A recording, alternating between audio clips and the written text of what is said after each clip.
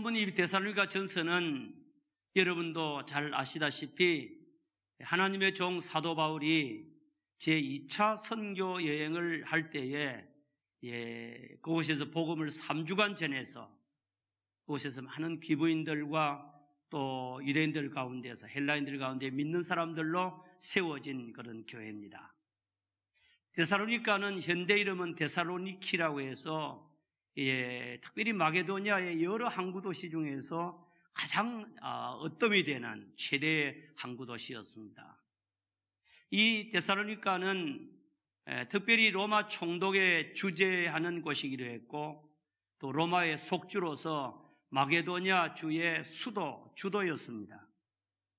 이곳에서 사도 바울이 복음을 전해서 예수를 믿게 되는데 그가 3주 동안 복음을 전하는 동안에 어려움이 닥쳤습니다.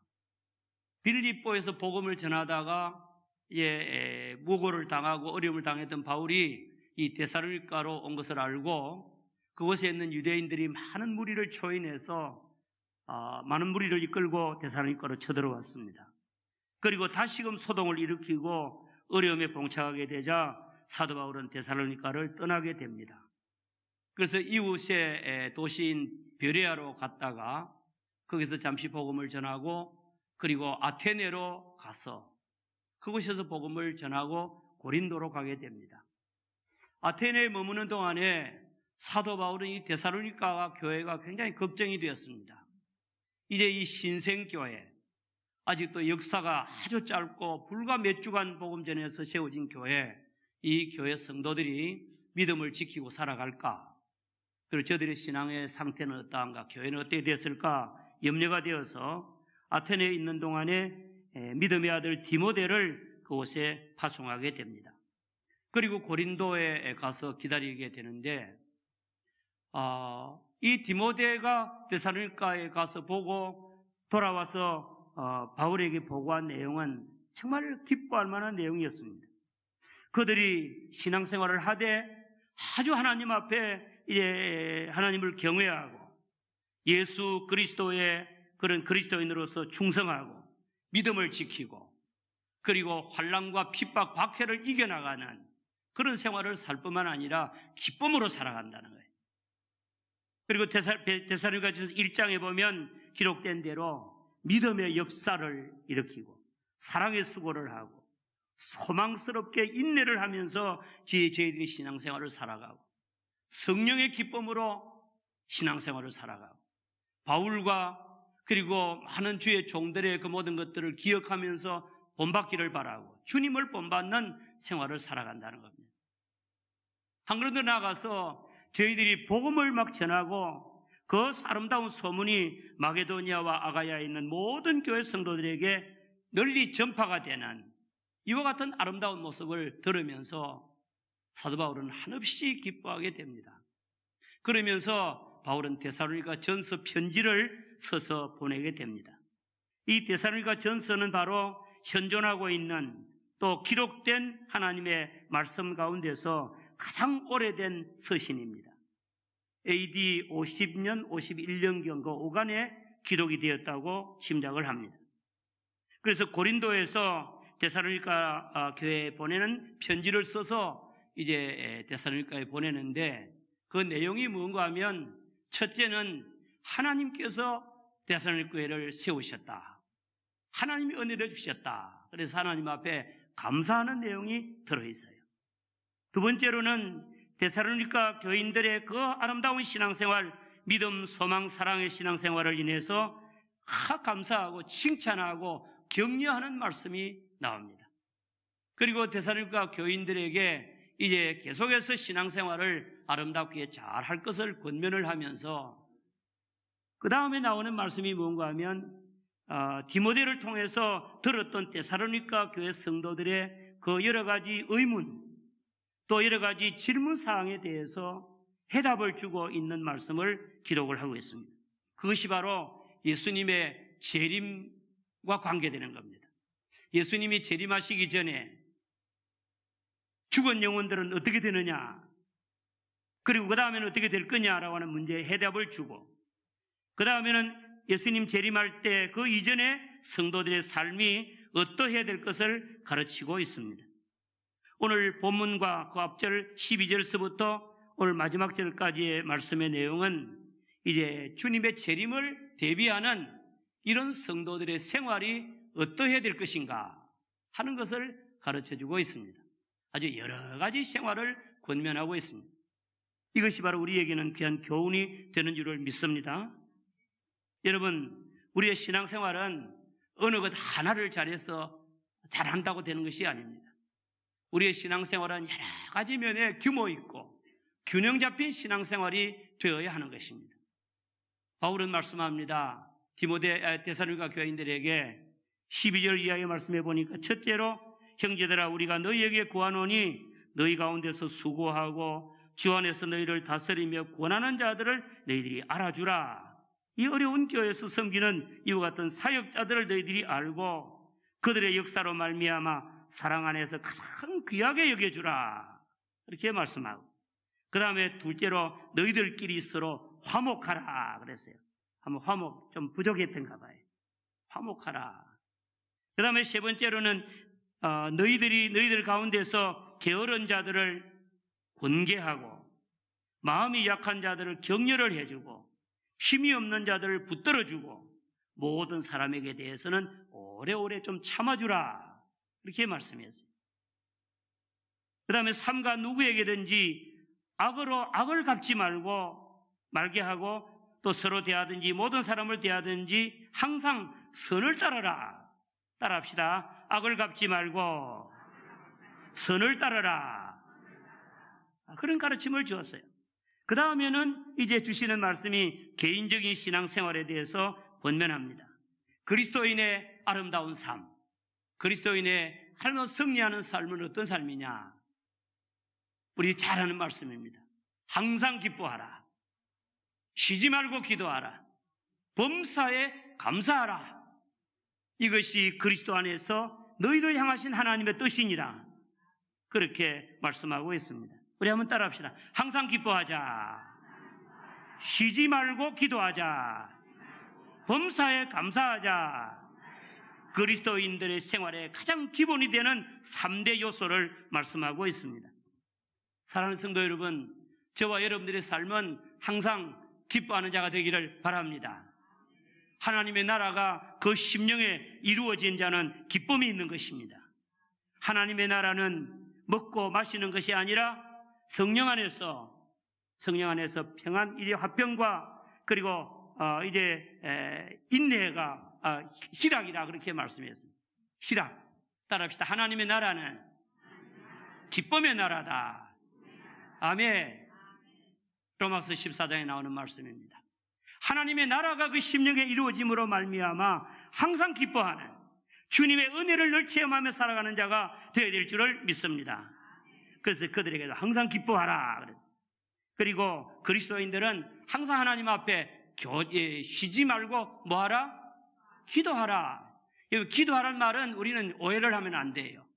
기도하라는 말은 무엇인지 끊임없이 구하라 그런 뜻이 아닙니다.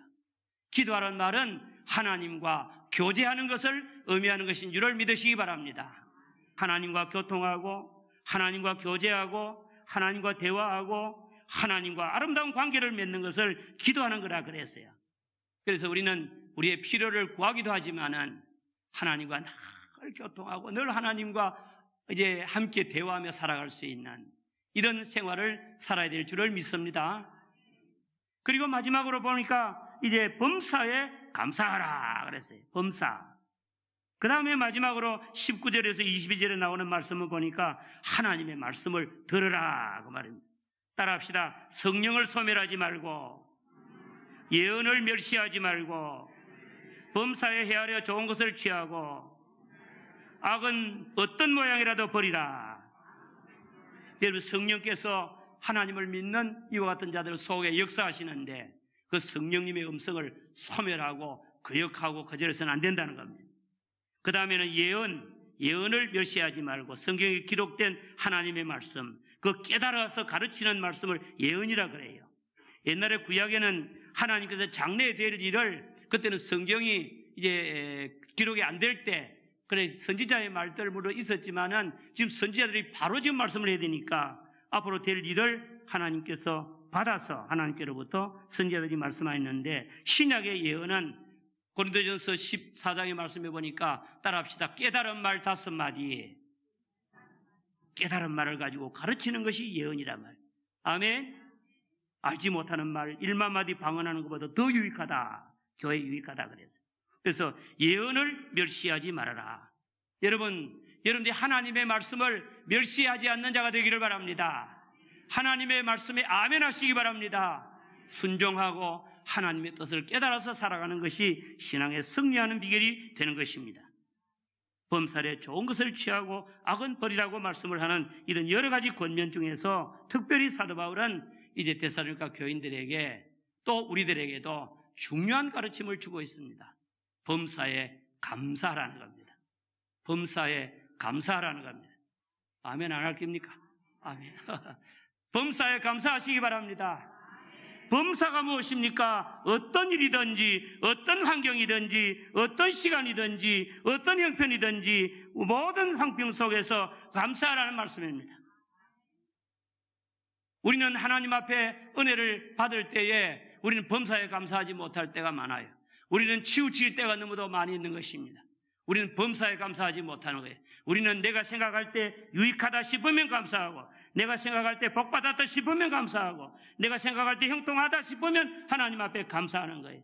하나님께서 저와 여러분들을 사랑하시는 방법이 다양하고 모든 것이고 포괄적인 은혜이기 때문에 저와 여러분들은 모든 것이 은혜인 줄 알고 하나님 앞에 감사하는 자가 되시기를 바랍니다. 왜 하나님 앞에 감사해야 됩니까? 받았으니까 감사해야 될 줄을 믿습니다. 왜 범사에 감사해야 됩니까? 범사의 은혜를 주셨기 때문에 범사에 감사해야 되는 겁니다. 아멘. 모든 것이 합력하여 선을 이루게 하신다고 사도 바울은 말씀하셨는데, 하나님의 역사가 모든 것이 합력하여 선을 이루시느니라. 이런 은혜를 받은 우리들이 하나님 앞에 감사하는 우리가 되기를 바랍니다. 저와 여러분이 지금 이 자리에 있는 내가 된 것은 하나님의 은혜로 된 것인 줄을 믿으시기 바랍니다. 하나님께서 저와 여러분에게 때를 따라도 없는 은혜를 주셨고, 저와 여러분들을 여기까지 만들어 오셨고 은혜를 베풀어 주셨습니다. 우리가 왜 범사에 감사해야 됩니까? 몇 가지 다시금 기억합시다. 따라합시다. 범사에 감사하라. 하나님의 뜻이다. 아멘. 그리스도 예수 안에서 너희를 향하신 하나님의 뜻이니라. 하나님은 여러분들이 범사에 감사하기를 바라는 것입니다. 그리고 하나님께서 우리에게 범사의 은혜를 주셨기 때문에 감사해야 되는 겁니다. 합력의 선을 이루게 하기 때문에 감사합니다. 여기 범사에 감사하는 사람들, 이런들 누구 기억합니까? 특별히 성경에 보니까 우리 예수님도 감사하셨어요. 여러 가지 많은 사람들을 위하여 이제는 기적을 베푸실 때, 제자들을 부르실 때도 항상 하나님 앞에 감사함으로 기도했고, 항상 감사함으로 모든 일들을 이루어 가셨고, 특별히 신약 성경 가운데서 감사를 많이 한 주님의 종이 있는데 그런 신앙을 가진 이와 같은 주님의 종이 사도 바울입니다. 사도 바울은 오늘 그의 가르침 속에서 다른 사도들보다도 탁월하게 그는 늘 감사를 가르쳤어요. 항상 기뻐하라, 감사해라, 그런 말씀을 늘 가르쳤습니다. 특별히 바울은 오늘 본문에 말씀해 보니까 범사에 감사하라고 말씀합니다. 그 자신이 범사에 감사했어요. 사도 바울은 복음을 전하다가 매를 맞아 감옥에 들어갈 때도 감사하고 기도했고 찬송했고, 사도 바울은 저 강의 위험, 바다의 위험, 강도의 위험, 그리고 많은 괴로움과 핍박과 박해 속에서도 항상 하나님 앞에 감사했습니다. 로마 감옥에 갇혔어도 감사했습니다. 아멘. 그래서 오늘 본문 말씀에 보니까 데살로니가 교인들에게 그 박해 속에서 복음을 계속 전해가면서 고린도에서 성도들에게 범사에 감사하라, 그렇게 말씀합니다. 사도 바울은 정말 모든 일에 감사했더라. 그가 병들어서 말할 수 없이 고통을 당하고 그야말로 가시로 말미암아 괴로움 당할 때에 자기를 찌르는 가시, 사탄의 사자, 고린도후서 12장에 말씀해 보니까 너무너무 괴로워서 하나님 앞에 기도했다고 그랬습니다. 하나님, 저 너무 찌르고 너무 괴롭습니다. 나에게 이 가시를 제거해 달라고. 그럴 때에 우리 하나님께서 그에게 깨달음을 주셨습니다. 내 은혜가 내게 족하다. 그럴 때 사도 바울은 그 질병을 감사했다고 말했습니다. 사랑하는 성도님들이요, 똑같은 환경이지만은 어떤 사람은 감사하고 어떤 사람은 불평합니다. 또 똑같은 사람이지만은 어떤 때는 원망하고 어떤 때는 감사하고 찬송합니다. 왜요? 깨달음이 있기 전과 깨달음이 있은 후가 다르다는 겁니다. 깨닫고 나서는 하나님 앞에 감사하게 되는 겁니다. 깨닫기 전에는 모든 것이 원망투성이고 불평투성이지만은 하나님의 은혜를 깨닫는 다음에는 하나님 앞에 마음을 바꾸게 되면 무슨 일이든지 어떤 사람이든지 감사하게 될 줄을 믿으시기 바랍니다. 바라기는 우리 미폭의 성도님들이 항상 하나님 앞에 감사하는 마음이 되시기를 주의 이름으로 축원합니다. 여러분들의 모든 삶을 감사로 해석할 수 있기를 바랍니다. 하나님의 역사하심을 볼 수 있게 되기를 바랍니다. 감사하는 습관을 가지시기 바랍니다. 여러분들의 삶은 입만 열면 생각할 때마다 하나님 앞에 따라합시다. 하나님 감사합니다. 건강하게 하시고 감사합니다. 병들게 하시니 감사합니다. 깨닫게 하셨습니다. 아멘. 우리 그리스도인들은 정말 사도 바울과 같이 깨닫는 마음으로 감사해야 돼요. 바울은 말씀합니다. 빌립보서 4장에서 말씀하기를 내가 부유한 데나 가난한 데나 모든 형편 속에서도 자족하기를 배웠고, 그리고 하나님 앞에 감사한다고 말을 합니다. 바울은 디모데에게 말씀합니다. 디모데전서 6장에서 말씀하기를 디모데야 너 있는 것을 족하게 여기고 지족한 줄로 알아라. 그러면 경건 생활에 이익이 되느니라. 우리는 어떻게 무엇 때문에 하나님 앞에 감사할까요? 첫째, 몇 가지만 좀 정리해 보십시다. 따라합시다. 나의 존재 때문에 감사하자. 모든 것이 하나님께로부터 나왔고 하나님으로 말미암고 하나님께로 돌아가는 인생임을 믿으시기 바랍니다. 만물이 그러하고 우리 인생들이 그러합니다. 저와 여러분들이 하나님께서 생명을 주어서 살게 하고 주님의 뜻 가운데서 우리가 살게 되는 줄을 믿습니다. 우리의 주변에는 내일을 모르고 불확실한 생애를 살다가 어느 날 갑자기 부름을 받은 이웃들도 많고, 갑자기 뇌경색이 오고 뇌출혈이 와서 의식을 잃는 사람도 많고, 이 세상에 살 때 정말 여러 가지 많은 고통 속에 헤매는 자들도 많이 있는데, 그리고 이 세상을 떠나는 사람들도 많은데, 하나님께서 저와 여러분들 여기까지 살게 하시는 거 얼마나 감사한지 모릅니다. 아멘. 저와 여러분이 이 세상에 태어났고 존재하고 복받고 살아가는 거 하나님의 은혜인 줄을 믿으시기 바랍니다. 따라합시다. 하나님께서 나를 이 세상에 살게 하시니 감사합니다. 감사하시고 영광 돌리시기를 바랍니다. 그리고 두 번째로 하나님이 주신 일반적인 은혜 때문에 감사하시기 바랍니다. 믿는 자나 믿지 않는 자나 모든 사람들이 받아 누리는 은혜입니다. 하나님께서 이 세상에 사는 모든 사람들에게 먹을 것을 주시고 입을 것을 주시고 살 집을 주시고, 그리고 우리에게 맑은 공기를 주시고 그래서 살게 하시고, 하늘의 아름다운 햇빛을 주어서 우리에게 건강을 주시고 회복해 하시며, 아름다운 우로를 주셔서 정말 우리가 먹고 마시면서 살아가게 합니다. 이 세상의 소용돌이 속에 쓰지만 하나님께서 저와 여러분들을 지금까지 살게 하신 거 감사하시기 바랍니다. 지금까지 지내온 거 주의 크신 은혜인 줄을 믿으시기 바랍니다. 주님의 은혜입니다. 얼마나 많은 세계의 도처에서 굶어 죽어가고 있는 어린아이들과 어려운 사람들이 많고, 마실 물이 없어서 동물을 마시고 살아가기도 하고, 그야말로 공고한 가운데서 불과 몇십만이면 한 달 동안 살 수 있는 그런 이제 우리가 도움도 주고 있지 않습니까? 이런 가운데서 하나님께서 저와 여러분들에게 일반적인 은혜, 모든 은혜를 주신 것을 감사합시다. 오늘 사도 바울은 본문에서 영적인 은혜를 감사하라고 말씀합니다. 범사에 감사하라. 이는 그리스도 안에서 너희를 향하신 하나님의 뜻이니라. 누구 안에서? 그리스도 안에서. 따라합시다. 신자는 그리스도 안에서 하나님의 은혜를 받고 하나님의 축복을 누리고 감사하며 사는 자다.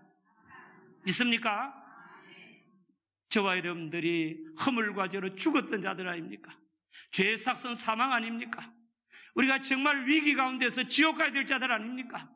우리가 영원한 멸망에 이르게 될 이와 같은 자들인데 하나님께서 저와 여러분들을 사랑하셔서 구원하시기로 하나님이 택정하시는 그 하나님의 명단 속에 들어가게 하시고, 그리고 독생자 예수님을 우리를 위해서 이 세상에 보내주셨고, 예수님이 우리 죄를 다 담당해 주셨고, 누구든지 믿기만 하면 구원을 받는다고 하시는 하나님의 은혜의 약속을 주시고, 성령께서 우리로 하여금 믿게 해주시고 거듭나게 하시고 하나님의 자녀가 되게 하신 거 얼마나 감사한지 모릅니다. 아멘. 그러므로 저와 여러분들이 이 구원의 은혜를 받은 것 감사하면서 하나님 앞에 영광을 돌려야 될 줄을 믿습니다. 예수 그리스도 안에서 믿음으로 구원을 받고 예수 그리스도만에서 하나님의 자녀가 되고 천국을 기업으로 받고 은혜를 누리게 된 것 감사하는 우리 모두가 다 되시기를 주의 이름으로 축원합니다. 범사에 감사, 존재에 감사, 일반적인 모든 삶의 축복 감사. 여러분들이 이 세상에서 잘나서 우리가 승리하고 성공하는 것 아닙니다. 하나님의 은혜인 줄을 믿습니다. 그리고 우리에게 믿음의 축복, 주님 안에서 구원의 은혜를 주신 것 감사하고 성령의 도우심으로 날마다 신앙생활을 하게 하시는 것 감사하고, 그리고 또 따라합시다. 모든 것이 합력하여 선을 이루고 신자답게 살기 위해서 은혜를 주신다. 아멘. 이것을 믿으시기를 바랍니다. 하나님의 놀라운 은혜에 감사하면서 우리는 하나님 앞에 범사에 감사합니다. 그리고 또 특별히 우리는 감사해야 될 것이, 따라합시다. 하나님께서 책망하시고 징계하시고 교훈하시고 채찍질하시니 감사합니다. 아멘.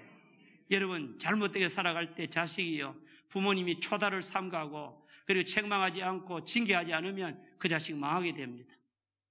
그러나 부모님이 사랑으로 그 자식을 채찍질하고 사랑으로 권면하고 가르치면 그 자식이 회복이 될 줄을 믿습니다. 우리 모두에게 있는 징계도 심지어 어려움도 저와 여러분들에게 큰 축복이 될 줄을 믿습니다. 이것도 감사하고, 그래서 우리 그리스도인들은 병들어도 하나님 앞에 감사해야 돼요. 하나님의 뜻이 무엇일까? 따라합시다. 여기에는 이유가 있다. 아멘. 또 따라합시다. 은혜가 있다. 모든 사건 속에는 하나님의 은혜가 함께 하실 줄을 믿으시기 바랍니다. 그래서 하나님 앞에 감사하고, 하나님의 뜻이 무엇일까? 찾고 하나님의 은혜를 받는 전화위복의 기회로 삼아야 될 줄을 믿습니다. 말씀을 정리하겠습니다. 여러분, 우리는 감사하는 자가 되어야 되는데 감사는 아무나 안 됩니다. 감사는 고민이 있는 사람이 돼요. 고민을 통하여서 깨달음이 와야 돼요.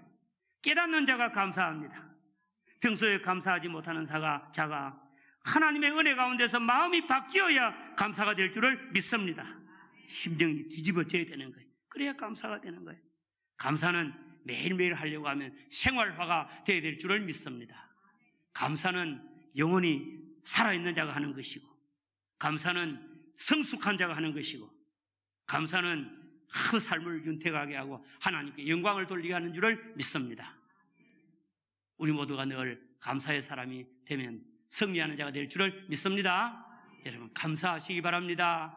감사하면 내 마음속에 하나님의 은혜가 약동하고 내 마음속에 정말 기쁨이 넘치고 내 마음속에 하나님의 나라가 이루어지고, 감사하면 하나님께 영광이 되고 하나님께 받은 은혜에 보답하는 것이고 하나님의 축복이 주어질 것이고, 감사하게 되면 우리의 삶이 윤택한 삶이 될 줄을 믿습니다. 원망하고 불평하는 사람은 불행한 겁니다. 그 사람은 어둠 속에 사는 거예요. 그 사람은 정말 감옥 속에 사는 거예요. 그 사람은 스스로를 망하게 하는 겁니다. 원망하고 불평하는 거 다 그만두고 늘 하나님 앞에 자나깨나 감사, 직장에서도 감사, 어려워도 감사, 사업이 잘 될 때도 감사, 그리고 사업이 안 될 때도 감사, 요즘 이 어려울 때도 특별히 좋아야 하는지 감사하고 승리하는 자가 되시기를 주의 이름으로 축원합니다. 그래서 우리 모두는 늘 우리 미폭의 성도들은 만나는 사람마다 감사를 표하고 해야 되는데, 여러분들 감사는 어떻게 하는 것이냐? 따라합시다. 마음으로, 마음에서 감사하는 마음이 생겨야 돼요. 하나님 감사합니다. 마음에서부터 깨달음이 오고 마음에서부터 나와야 돼요. 그 다음에 우리 입술에 고백이 있어야 됩니다. 아멘. 감사합니다. 크게 합시다. 하나님 범사에 감사합니다. 좀 크게 봅시다. 못해도 옛날에는 따라합시다. 범사에 감사합니다. 아멘. 범사에 감사합니다. 모든 것이 감사합니다. 고백하시고 그리고 하나님 앞에 감사하는 생활을 사시고 그렇게 하시기 바랍니다. 마음에 깨달음이 없는 감사는 감사가 아닙니다. 입으로 고백되지 않는 감사는 감사가 아닙니다. 하나님 앞에 감사로 드리지 않는 감사는 온전한 감사가 아닙니다. 감사는 실천이 되어야 되고 생활화가 되어야 될 줄을 믿습니다. 이런 아름다운 삶이 여러분들 모두에게 있기를 주의 이름으로 축원합니다.